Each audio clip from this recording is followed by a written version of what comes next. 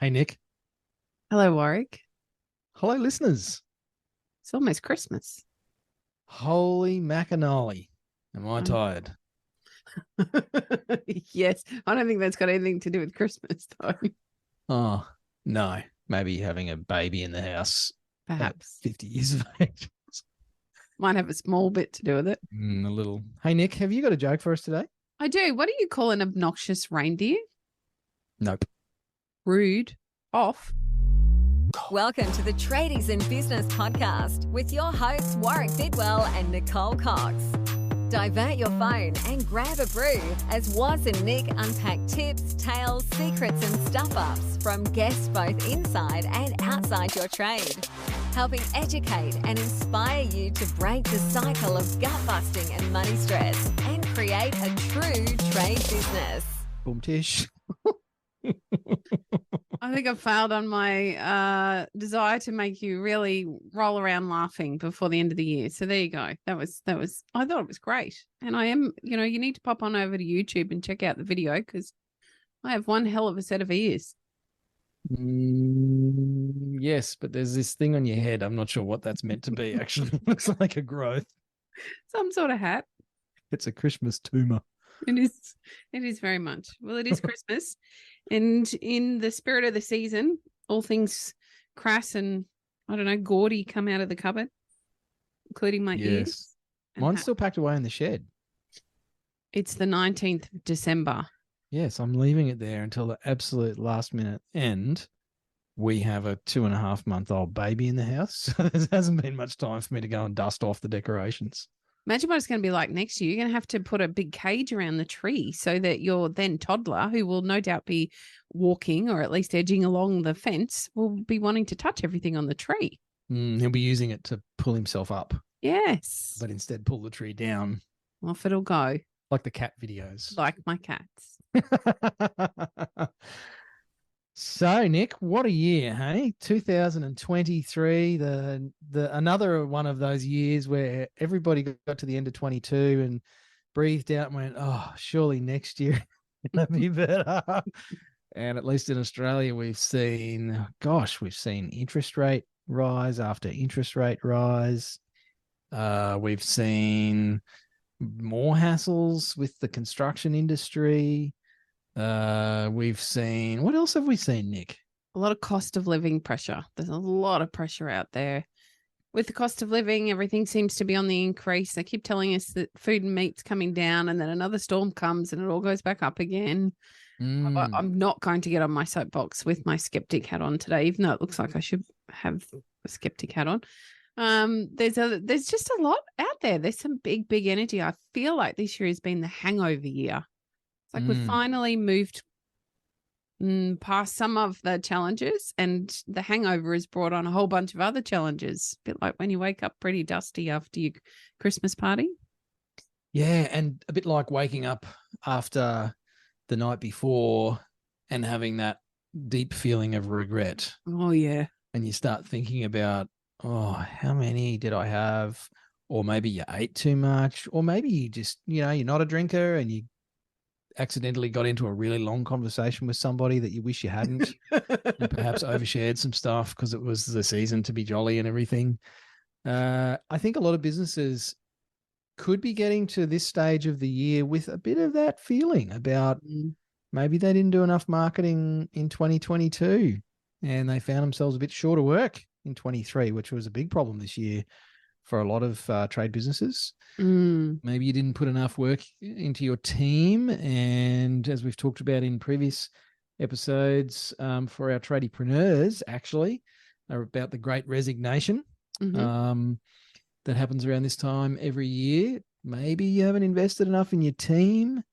Either way, I think it's common to feel a bit of remorse and regret as we come into the silly season proper and the imminent shutdown for many of you as you listen to this. Some of you will work through. Some of you have call-out businesses and everything that make some good hay during this period of sunshine.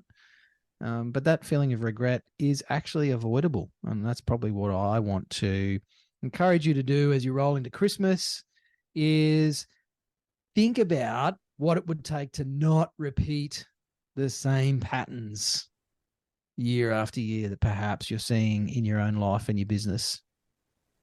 I think a little healthy dose of regret's a good thing, because we can become very complacent in our businesses and our lives. And if we don't, I think the key here is the reflection piece. And if we're not getting to this end of the year and reflecting over, oh, what could I do different? What could I improve on? What could I build on for next year?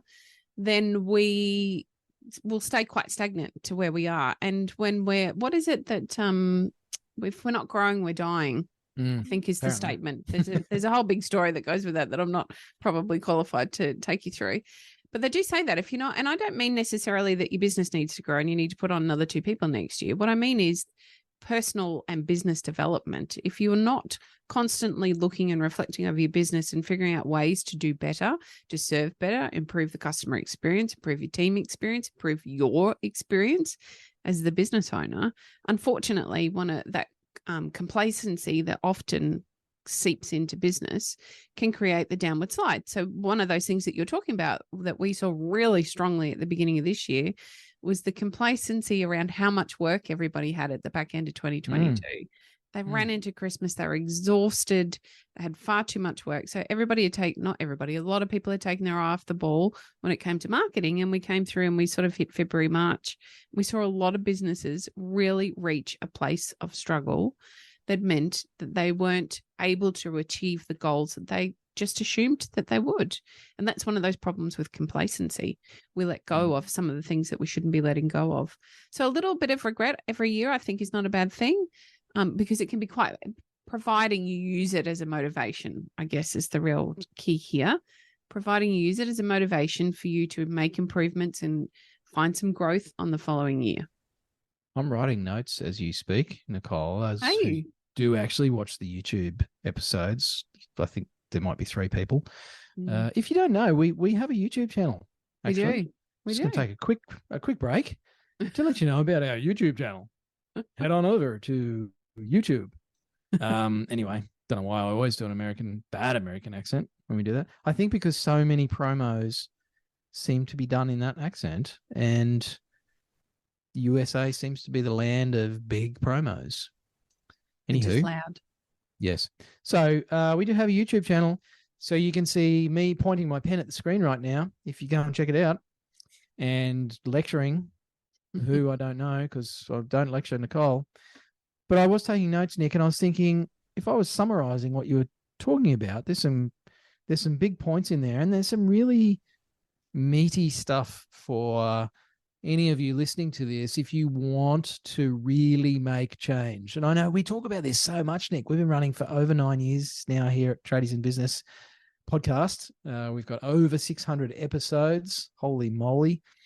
And many hundreds of thousands of downloads.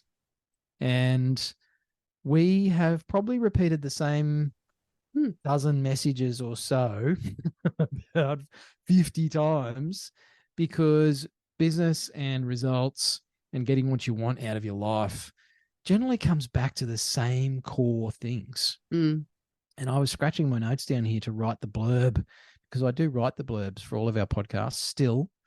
If you would like me to stop doing that, listeners, just send your messages to Nicole at something or other. But I've written regret, complacency, discomfort, motivation, words that probably don't feel like they go together, and yet they form part of that wholeness of getting what you want out of life. I can't really put it down to anything different to that. I mean, that looks different for all of us. And I'm probably feeling a bit reflective and philosophical, Nick, and I haven't even drunk any eggnog yet as we record this, which is a good idea. But I think a lot of people, actually, I know a lot of people, because we talk to a lot of people in business, they're chasing the fairy tale. They're chasing the Christmas fairy tale. And we have this image, I'm seeing all of the photos on Instagram and the reels and stuff for people with their Christmas stuff and these perfect Christmas settings and the tree and everything's beautiful. And that all looks lovely. But Christmas is not like that for 99% of people. Christmas involves family feuds and, Yes. your kid throwing up in the middle of Christmas lunch and, the cat, I don't know, crapping on your presents or something. Like, it's just, Christmas is a mess and it's beautiful. Like, that's all part of Christmas for most people, just like business is not this wonderful, easy, smooth, consistent, stress-free, profitable fairy tale ever for anybody.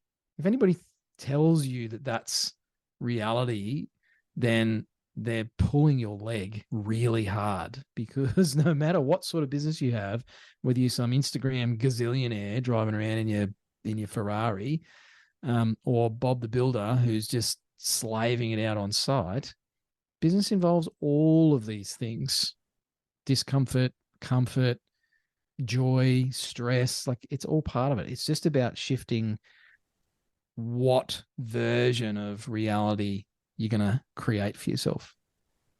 I don't think I could have said it any better myself, so I'm not going to even try and continue that thread of the conversation. What I would like to do is, we're about to go on a break. We're going to have a couple of weeks off from the podcast so that you can rest your ears, but we've had an idea on an actionable step for you. Perhaps it's the media I've been consuming of late, and I've seen a lot of people on social media, I was going to label, but I won't. Lots of people on social media talking about living a life by design. And I've really scratched my head over that, and it doesn't always sit well for me. I can see the concept and I understand what they're talking about. And I've actually been sitting here listening to you, Warwick, and thinking, our listeners have the opportunity. We're going to be working through an entire day workshop with our clients in January to help them figure out what their life by design looks like when we have our life planning day and our wealth creation day. And I'd like to encourage you as listeners to do a simple little exercise over the break while we're off for a couple of weeks and figure out what it is that you would like your life to look like in 2024.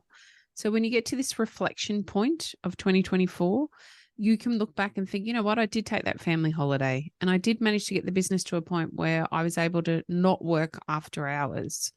And I did reduce my stress, and I've gotten through the end of the year, and my team are very happy and committed, and we're all working towards the same goals. Whatever it looks like for you, I would love you to make some notes about what your life by design could look like for 2024 so that you have the opportunity to begin to create that change next year.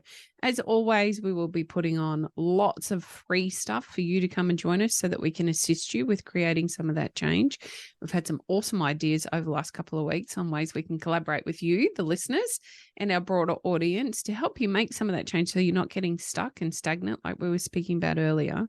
So please keep listening in and make sure that you join us when we come back in early 2024. For now, though, I think the one big thing for you to do is go off and really have a think about what you want next year to look like, rather than just rolling into it like so many of us do. I think COVID really taught us a lot about reflection and taking the time to think about what our future could look like instead of being stuck in the here and now and the busyness that tends to swamp us at this time of year. And then I'd probably really like to finish up by saying thank you. Thank you, listeners, for being here. Thank you, Warwick, for being a fantastic co-host and for doing all of the back-end stuff that it takes to run this podcast and ensure that it shows up in your feed most weeks, particularly after such a big year for you this year. And somehow we are back here again.